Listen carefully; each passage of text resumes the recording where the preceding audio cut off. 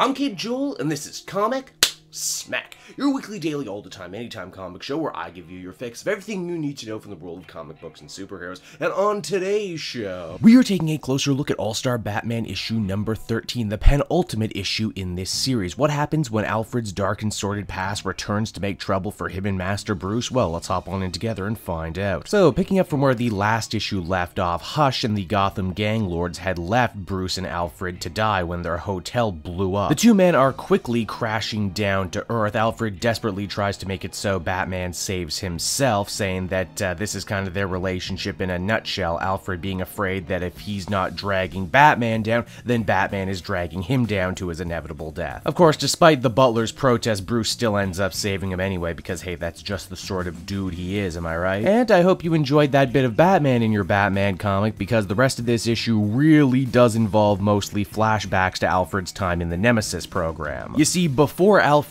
could end up gaining the mantle of the famous Black Knight, he would first need to do a number of very dangerous spy missions for Agent Breyer in MI5. These were all incredibly dangerous missions that tested Alfred's resolve and fortitude. However, when he wasn't forced to kill or nearly die himself, he actually found himself getting quite close to Agent Breyer. He was the father that he always wanted. One that offered him a world of excitement and danger, all the stuff that his own stuffy butler father could never give to him before his own death. And in a way, Breyer saw Alfred as a surrogate son as well. At first, this is pretty endearing, but then it starts to get kind of creepy when we realize that Breyer's own biological son was also an applicant for the Black Knight program. He failed and died quite brutally on the battlefield. Actually, as we discover, several applicants for this program all ended up dying on Breyer's watch, and because of that, he says that he wanted Alfred to be different, a completely self-sufficient soldier. One who didn't need a handler, one who could forever be their own first ally.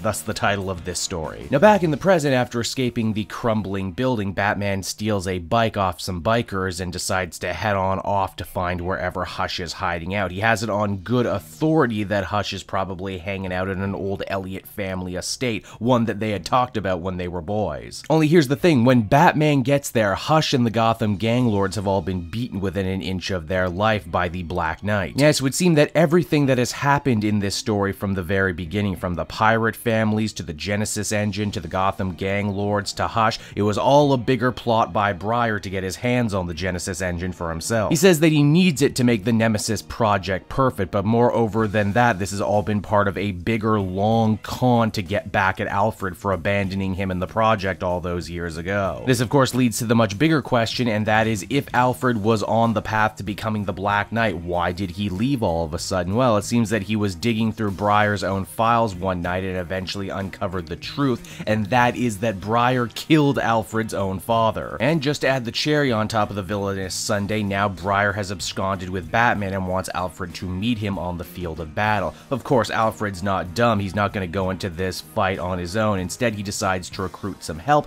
in the form of the pirate families who want their own revenge for everything that went down. So that was All-Star Batman issue number 13, everybody, and overall I thought it was a pretty decent issue. I would say I probably liked this one more than I've liked the last couple issues in this series. As I've been saying from the very beginning, this is an Alfred-centric story through and through, which is a good thing. He doesn't get that many devoted to him, even if I still can't shake the rather uncomfortable feeling of the basis of this story being Alfred training as some sort of crazy proto-Batman. Breyer is, however, ultimately proving to be a pretty interesting villain, a thematic one at that. I like this idea the story is running with about surrogate fathers and surrogate sons and not being able to pick your family. Breyer's own relationship with the Dark Knight is basically an evil inverse version of Alfred's own relationship with Batman. Perhaps my biggest issue with this story is that the pacing is so weird. We're at the penultimate issue for this story and indeed this series as an entirety, and it all feels like it didn't need to be nearly as long. Overall, though, it was still pretty good. I'd give it a 7 out of 10. So that's Batman, everybody. I hope you enjoyed it, and as always, why not check out some of these other videos available on my channel. Then you can follow me on social media. That's at Cape Joel on Twitter, and if you're looking for a great deal on comic book trades, please use my book depository link down in the description the next time you're shopping. You'll get a great deal, and you'll help support me and the channel at the same time. And until next time, this has been Cape Joel. Thank you so much for watching, and I'll see you all again later.